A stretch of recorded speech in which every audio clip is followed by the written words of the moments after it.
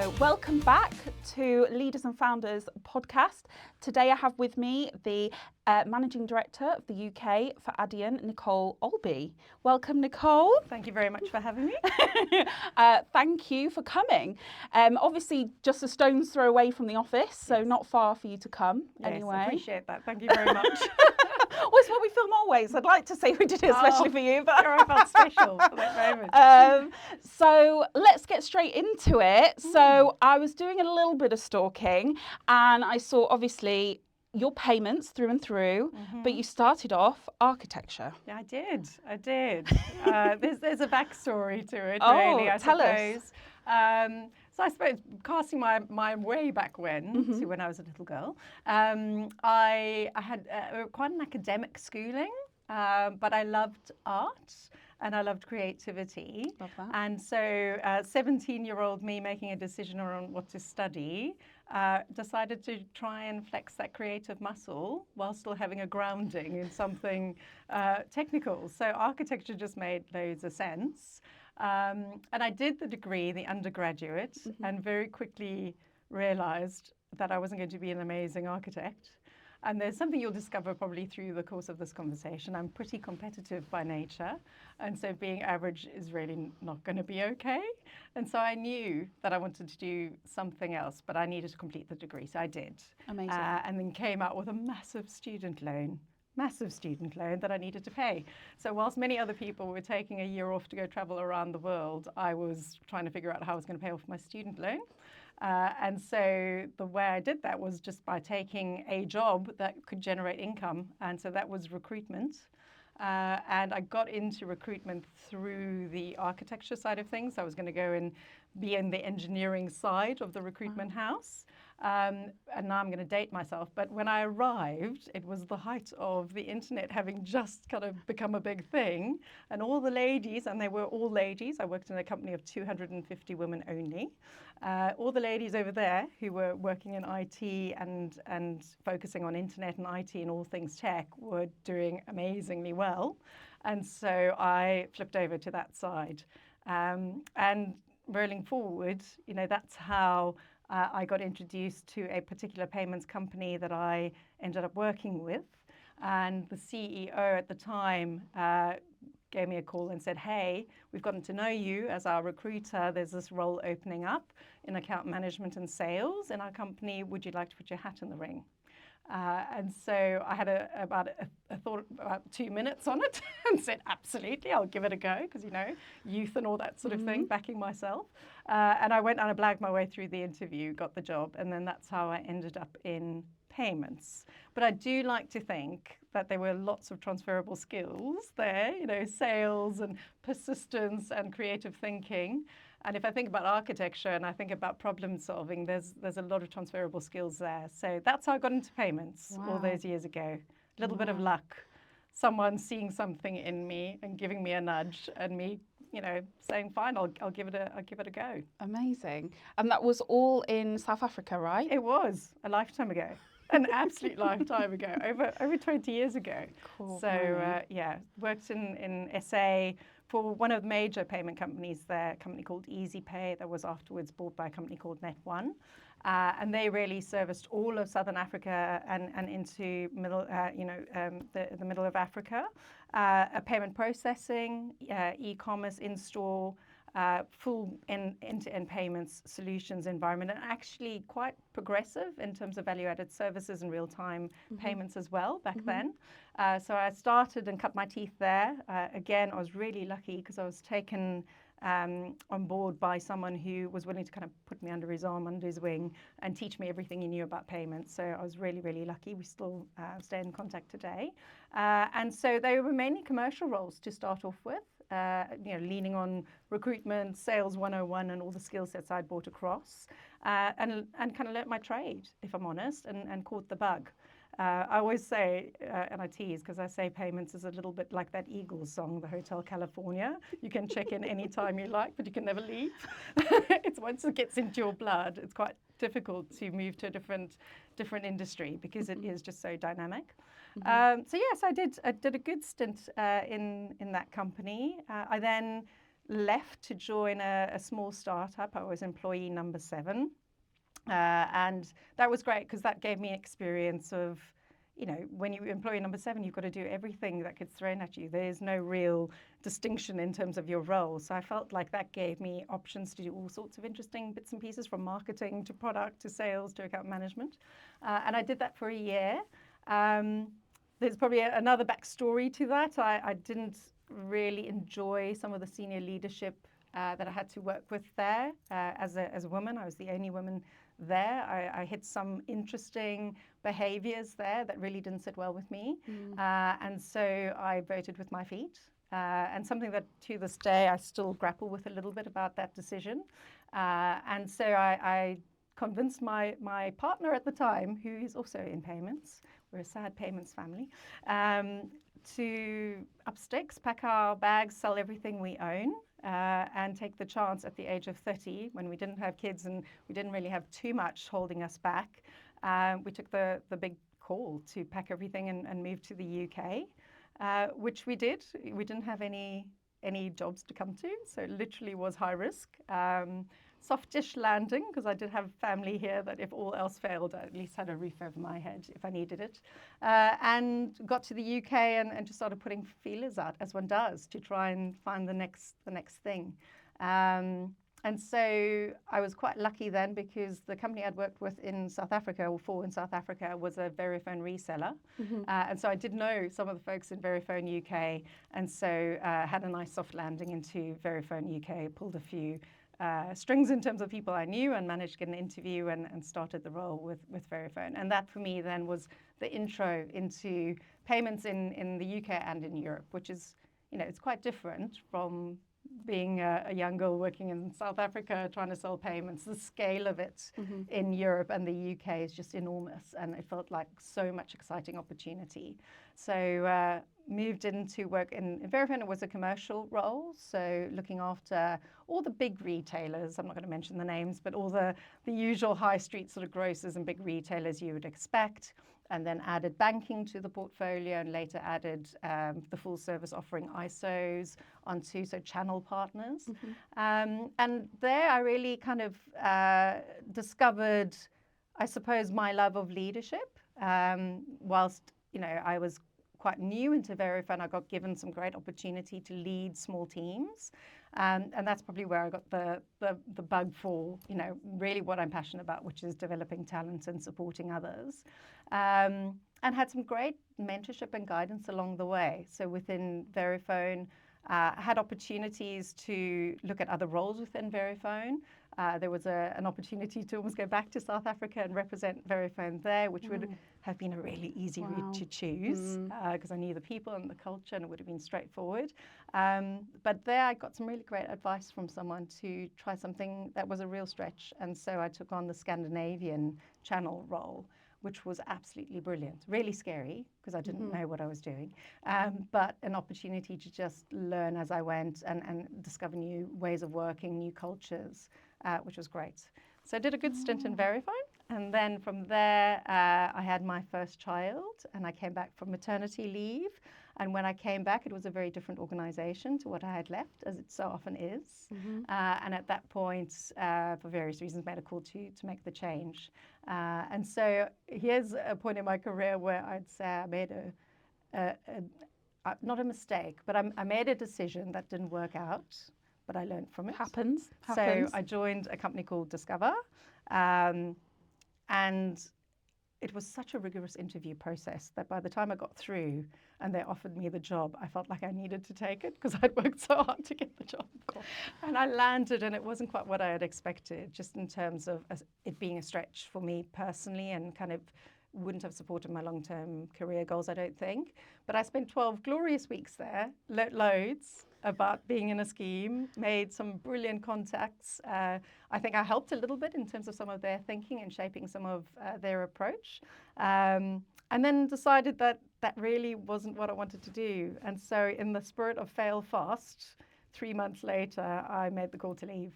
And so I joined a company called The Logic Group back then. Don't know if that rings a bell, but that was a really fantastic PSP who serviced really your top level, most complicated customers, the Tesco's, the Sainsbury's and so forth in the market.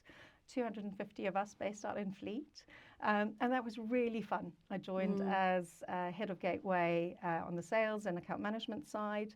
And a really great experience, again, back to a smaller organization, quite nimble, and really progressive in terms of technology. They were the first in the world to come out with point-to-point encryption, this little group in Fleet. It was amazing. And then, long story short, they got acquired by the bank, Barclays, and that's where, through the acquisition, I moved across to Barclays. And then on that side, it's an interesting story because I think being what I would consider fintech girl, in a small 250 people fintech, being absorbed into a bank, I thought I was going to last 5 minutes. Because I was so square peg round hole, just in terms of structure, process, ways of working. It was really quite foreign to me. And, you know, you just need to look at my LinkedIn profile. It lasted 10 years. And so I really attribute that length of 10 years in that company to the fact that I was moved around. I was given great opportunities to do things that were completely out of my comfort zone. And it was interesting, and I was learning, and I was progressing. And so I really attribute that to having incredible mentors and coaches who, when I potentially might have taken an easier route out, tapped me on the shoulder to say, no, we really recommend you go this way. And I listened. And so it was 10 amazing years that went really quickly. I did everything from heading up their Gateway sales side of things to running their payment integration part of the business. So I went from running a commercial team of salespeople and account managers to 200 engineers, testers, developers, which was a complete shock to them and to me because we were so different in our approach. But we learned loads from each other, and it was a really fun chapter of my career. And then the last stint I did at Barclaycard Payments in particular was setting up their integrated partnerships business. Amazing. And that was such fun because that was at times like walking through treacle. So you can imagine trying to set up a startup within the mothership of a bank with lots of control and process and governance. But the exciting thing there was that we were starting a startup with the safety net of a bank. And so it was really great because we could hire in the teams that we wanted. We could formulate the propositions we wanted to. But it was also challenging in terms of getting the buy-in, getting the funding. And I'm really proud in terms of what we did there. So it was 4 years. We got the business off the ground. We got it profitable. And we launched all the infrastructure that we needed, the systems, the services, the operational wraps, in order to be a integrated partnerships business. And then I hit my 10 years. And as one does, I think, when you hit those sort of milestones, right, you start reevaluating what's next. And it was really fortunate timing, I'll be honest, because I got the phone call from Adyen. And I think if you are a payments geek like I am, and Adyen phones, you pick up the phone. So I took the call. And I went to go meet them all in Amsterdam and was just blown away that I was being given this opportunity to come and head up their UK business. And so that's what we've been doing for the last almost year and a half now. And it's been an absolute joy. Amazing. Such a journey. Cool, blimey. And it's quite interesting, though. You speak quite early on about kind of that women and succession planning, mentorship, all that kind of thing. I guess I've seen as well, you're a big kind of advocate for women in payments. I mean, in terms of that, what's important for you in terms of culture, in terms of that kind of planning, succession planning piece? Do you have a bit of like I look for this characteristic or all this kind of stuff when you're kind of recruiting for your team, or, what does that look like? I think I've learnt, I think we know this inherently, but I've learnt over time that diversity in a team is really important. And you can just pay lip service to it, of course, because, everyone is talking about that is the way forward, so it's easy to agree. But I've seen it in practice. And so I really have conviction about the fact that the more diversity you have around a decisioning table or a project team or a team that's trying to solve a problem, the greater the chance is that you're going to be successful and drive the right outcomes. So that diversity of thought, background, approach, hugely important. So No, I don't look for a specific thing. I think I look for how does this person map to the rest of the team, and almost like putting together a jigsaw puzzle. So, you're going to have different personality types and experiences and backgrounds. And actually, when you put it all together, does it make sense? And even to a certain degree, if it's a little bit uncomfortable having this person in the team, that could potentially be quite a good thing because it pushes the boundaries and challenges the ways of working.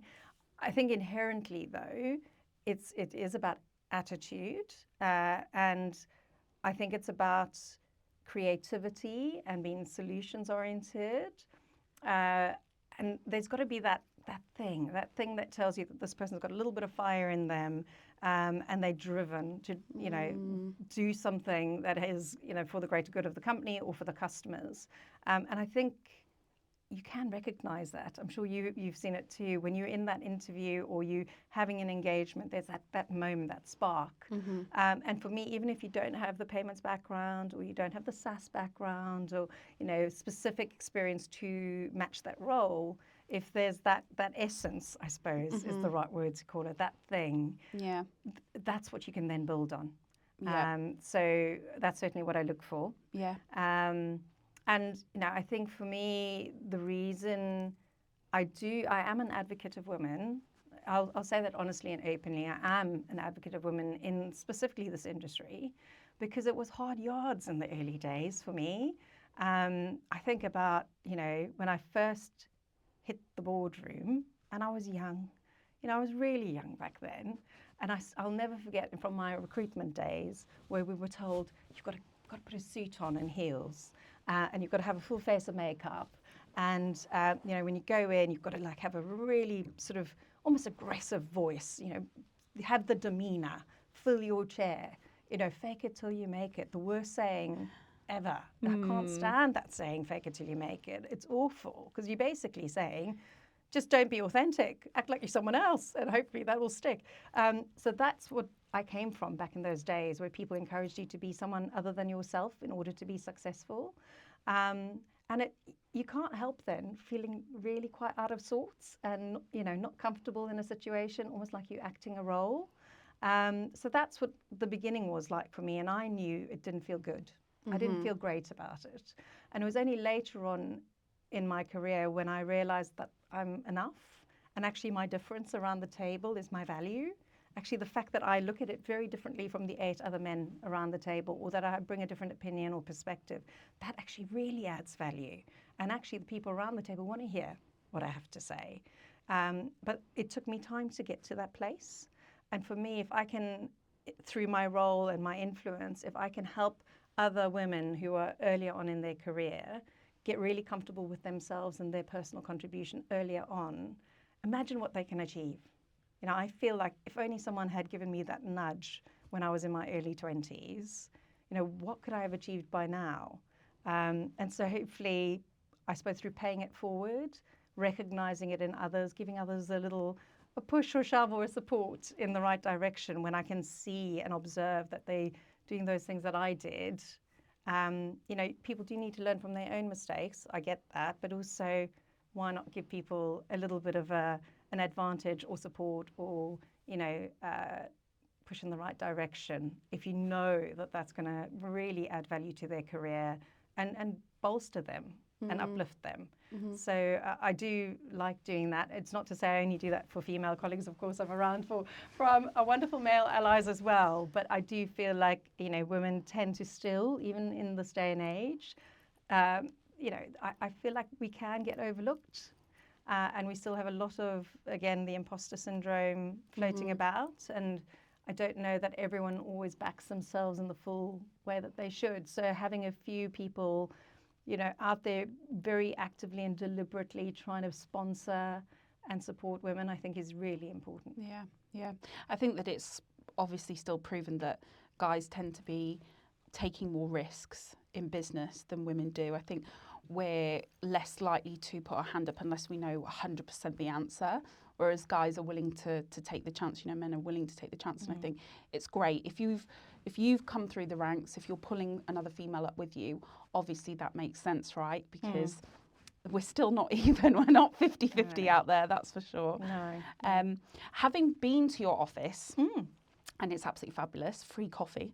The culture speaks for itself. It does give startup vibes.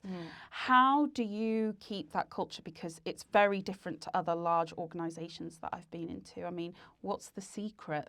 Is there a secret sauce? Well, I'd say it actually starts with the board, and it starts with Amsterdam and our founders and their approach to how they set the company up. And so I suppose thinking about that, and not to go into too much of the sort of Adyen history, but it was a group of people who, after selling their business, made a really deliberate decision to say, if you wanted to build the perfect work environment and the perfect payments company, and you had a whiteboard, what would you do? And so they have, credit to them, they have absolutely stuck to their guns, and they haven't wavered in the 18 years it's been around.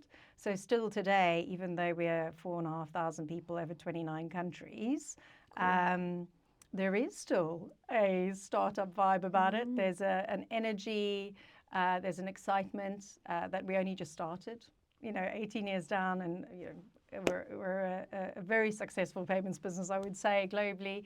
There's still this excitement that we've only just begun our journey, and there's still so much to go after. And so I think there's that entrepreneurial spirit that is still very much alive today. So I think that is credit to them, and credit to them really being deliberate about that.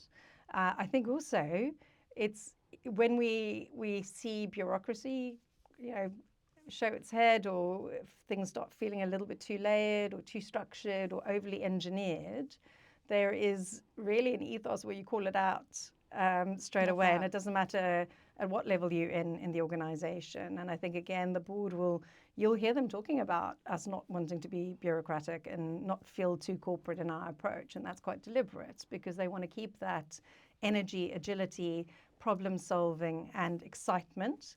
And I think the word that they often use is be impatient. Be impatient. You want to get things done. You want to get things moving. And given the industry we work in, to be able to work with that level of energy and enthusiasm is really important. And then I think there's really a big culture of empowerment. So again, it doesn't matter where you are mapped to in the organization. People are encouraged to put out their ideas, to iterate their ideas, to sharpen ideas together as a team, seek different perspectives. And that's part of our values. I think we don't have just 8 values that are written on a board somewhere in some big head office. They are values that people really resonate with. And I interview loads of people. We're always hiring.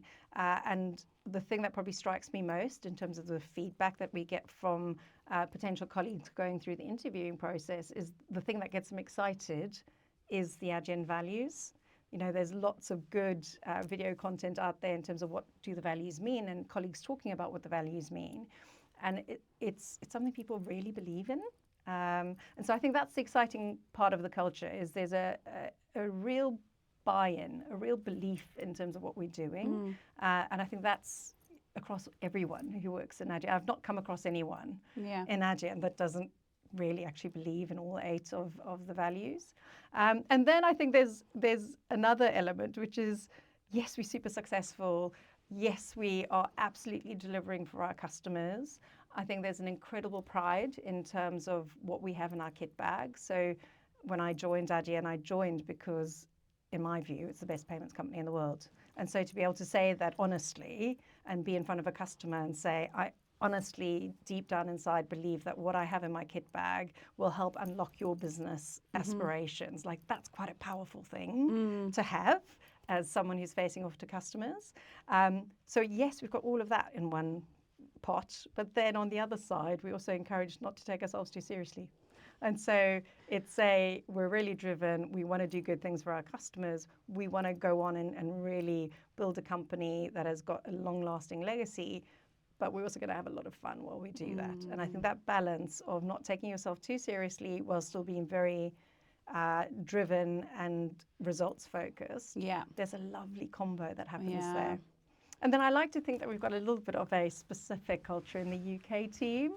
So I'm really lucky in that we've got 160 of us across Manchester and London, which is still quite small. It's quite containable. Yeah. And so I feel like we're a family. Like we all know each other, and we have a lovely setup where we can have quite social times together upstairs on a lovely rooftop veranda together. But we also have, again, in the spirit of not taking ourselves too seriously, there's everything from a football team to a netball team to yoga to running clubs to book clubs. There's something for everyone. And so we try and, whilst we all work really hard, we also try and get to know each other on a really personal level. And for me, if I think about my career, when I've had the toughest times, where we've had, in previous companies, maybe some really tough experiences with customers, the thing that pulls you through those tough times is actually the relationships you've got internally as a team. Yeah. And so building those relationships and caring about each other and supporting each other means that when the tough times come, you'll pull together, galvanize, and get through it. And actually, you'll end up being stronger off the back of that tough time, right? Yeah. But you've got to do the groundwork first. You've got to do the groundwork. Absolutely. And so for me, I've always worked on an ethos that if you have a happy team, the results will come. And I think it's a long answer to your short question, but I think culturally that is kind of the essence of Adyen, is they've created a really lovely place to work, very supportive. It's got all the bells and whistles that you would want, bring your dog to work if you'd like to, all that sort of lovely stuff. But it's a lovely, comfortable place to work, and that helps people buy in and support the company's, objectives and vision. Nice. Yeah, it certainly is a lovely office, especially when it's sunny outside. Yeah. That terrace, fabulous. So moving then a little bit, as we've already started with Adyen. It's 26% year-on-year growth, I think, in the UK, which is incredible. What do you think the main attribute to that is? I mean, is there something there that you can definitely call out? I think unified commerce was like one area, but I mean, is there a certain, I guess, focus that the company has taken to get that year-on-year growth? Or well, I think Adyen, even as I sort of mentioned already, even though we're so established in the market already, we're still so innovative, and we're still so focused on the Adyen in 5 years and the Adyen in 10 years, and how we can continue to service our customers and continue to grow with our customers. And so I honestly think that for us in the UK, we've been around now for 11, 12 years, so we are pretty established as one of the longer last, more established Adyen offices globally. So we have a really amazing base of existing customers. And what I will say is we grow with those customers as well. And because of the relationships we have and how I would call it the partnerships we have with our customers. It doesn't feel like a supplier-customer relationship at all. It really is a absolutely integrated partnership with our customers. And so we work really closely to unlock their potential and to optimize their businesses. And so we naturally grow with that group of customers as well. And they push us to develop our solutions. So, one of the key things that is different about Adyen versus other financial services and payments businesses is it's a single global platform. So we build for all customers, not just one customer. There's nothing that is bespoke for a customer. If we're going to build it, we build it across the entire platform. So everyone benefits from it. And so when our customers drive us to add new functions, features, capability, everyone benefits from that globally. And so there's been that natural progression that has helped us to grow in the UK. But then equally, we are looking at where have we not worked before? Where have we not sort of gone and provided our capability before? So we are looking at different verticals that we've just not focused on before, that our solution absolutely serves, but we haven't spent the time and the engagement to go and unlock it. And then also, really, I think the story is around embedded financial services now. So again, we continue to iterate, we continue to look at where can we innovate and provide our disruptive way of working. What we did to payments back then, 18 years ago, was really disruptive. It was so forward-thinking. And so the idea is really, how can we apply that same innovation and disruption in a different space? And so the natural space is embedded finance and banking. And so you'll start seeing the growth in that area. And it's for me, the exciting thing there is we've always been really focused on enterprise-sized customers. And so the big, exam question was, how do we unlock the SME base to have access to the same enterprise quality capability that our enterprise customers do? And so, Adyen for Platforms is exactly the result of that thinking. And for me, again, it's Adyen is very focused on a broader agenda, scale, and doing good, using our technology to do good in this world. And for me, unlocking the SME market and giving them the same fraud tools and capability that the big guys have, that really helps unlock their growth, the small business growth, and then that for me unlocks GDP growth for the UK. So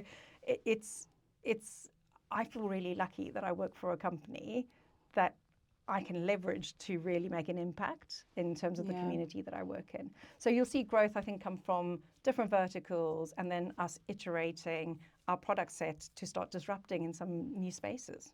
That sounds exciting. And just before we kind of like wind up, it would be good to kind of, and I think it'd be quite a fun question to ask you, in terms of your background is so varied, based on the fact that you've obviously come from like the selling side, you've kind of managed and understood that kind of software fintech side, moved into banking. If you were going to give any advice to kind of like a startup within payments, what would your piece of advice be? I mean, you've just worked so much within payments. It'd be nice to understand, starting out, you've worked for smaller businesses and larger businesses. Is there any do-don'ts, fun side? Yeah, and I've been really lucky because I've actually been on the board of a few other businesses as well. So I've sort of seen their journeys in terms of some decisions they made and how those panned out. And if I really reflect across the 20 odd years, I would say know what your differentiation is and really be clear in terms of what you are going to do and contribute and stick to that. So I think in this world, and especially in payments and financial services, there is always a shiny new toy or shiny new thing to go after. And what I've sort of observed is a number of companies getting really distracted. And so you end up being really average at a lot of things as opposed to being amazing at what you commit to. And so for a startup, I would say, stick to your guns, stick to your plan, be really clear on the outcomes you're trying to drive, and don't get distracted by the shiny new stuff, because you really need to dig in and find your way in your path and deliver and build that reputation. And once you're there, it's a case of iterate and grow and continue to be creative. But in the early stages and even mid stages, if you get distracted, it's very easy to lose resource and investment down a rabbit hole that doesn't generate the return on investment for you. Interesting. And I guess one that's a personal question of mine. You spoke there a lot around women, mentorship, pulling a woman up. But what would be the one piece of advice to yourself, if you were telling your younger self in regards to that journey, what would be that one piece of advice that you would give? I would just say be yourself and be okay and comfortable in yourself, because you're enough. I think if I could have just looked in the mirror back then and had the confidence to know that actually just being me is what's needed, and not to waste the energy to try and get everybody else's opinion or try to impress everybody else, but just be true to you. I think that would have been a very valuable life lesson to learn a bit earlier on. Love that. I love that. Thanks, Nicole. Thanks for your time. Really thoroughly enjoyed today. And definitely around women in payments, women in tech. That's something that, we're super championing. And I think that it's great to have you on just to kind of get the taster in terms of, I guess, what you've been through, but also like mentorship, succession planning. I think that's really key. So thank you for having me. It's been a pleasure. Thank you.